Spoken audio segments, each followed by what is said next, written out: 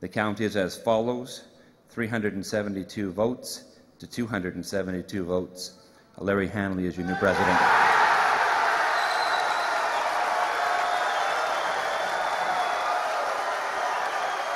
It was expected to be closer, but with that announcement, Vice President Larry Hanley defeated incumbent President Ron Heintzman for the office of ATU International President.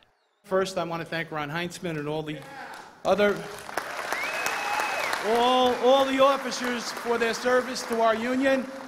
I want to thank, obviously, all of my supporters, who I will thank at length at another time. I want to thank all the folks who came here and supported Ron also.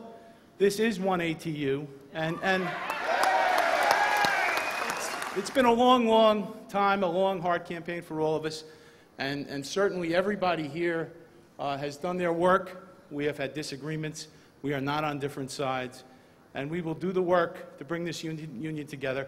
And also, I'm mindful of the serious responsibility you have conferred on me, and I will spend the next 3 years working hard, and in that work I will say thank you to every one of you. Then President-elect Hanley was called to the podium. To present you with the gavel to take over this meeting. Oh, thank you. I didn't expect that. You sure you don't want to finish your run? No, they finish. You know what? Well, I want to thank everybody for their support. This is the democracy. This is how it works, and it has to be right. Thank you very much. The pattern repeated as International Vice President Bob Baker defeated the incumbent Randy Graham for the office of ATU Executive Vice President. And the count is as follows: 358 ballots and 283. And Bob Baker, your new International Vice President.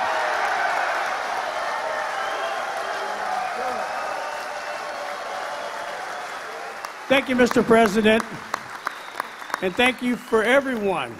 This is truly a heartfelt experience, and I wish each and every one of you the best. And it's been so good, so much support that we really appreciate it. The 1ATU team has worked hard, long hours, and we appreciate each and every delegate, and we will do our very best to live up to the expectations that you have put on us. Randy Graham.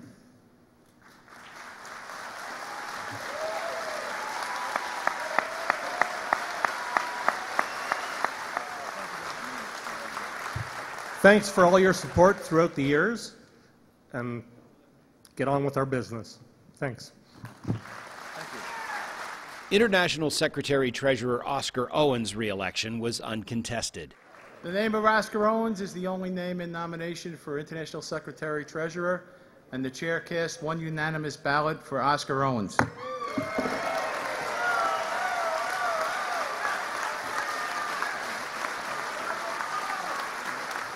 There is always going to be differences.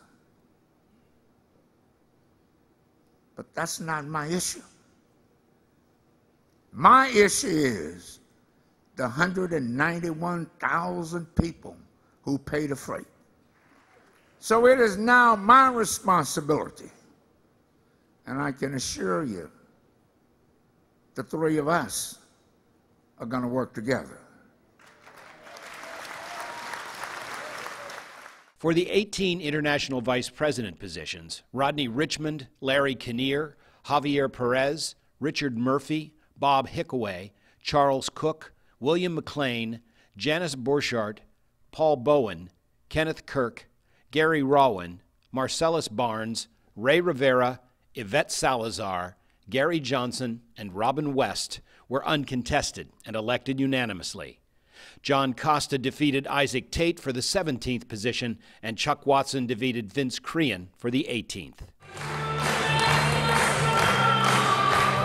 Earlier in the day, United Steelworkers President Leo Gerard raised the alarm about the stakes in the upcoming U.S. congressional elections. We have a real right to be frustrated, but we don't have a right to sit on our ass while the Republicans prohibit us from getting the future we deserve. We have an obligation to stand and fight. We have an obligation to get in the street. We have an obligation to talk to our friends and neighbors and family. And we have an obligation to tell the truth. What I want now is for my kids and my grandkids to have the same shot in life I've had. And if I let these Republicans win in America, or conservatives win in Canada, and if I let their ideology succeed, then my kids will be pushed back to the kind of poverty that existed when the ATU was founded. And if you don't believe it, go to the Maquiladora in Mexico and see workers who live in boxes because they can't get paid enough by the same global multinationals who are trying to stick it in our rectum. On this final day of the 56th ATU International Convention, the swearing in of international officers. Day 5 starts now.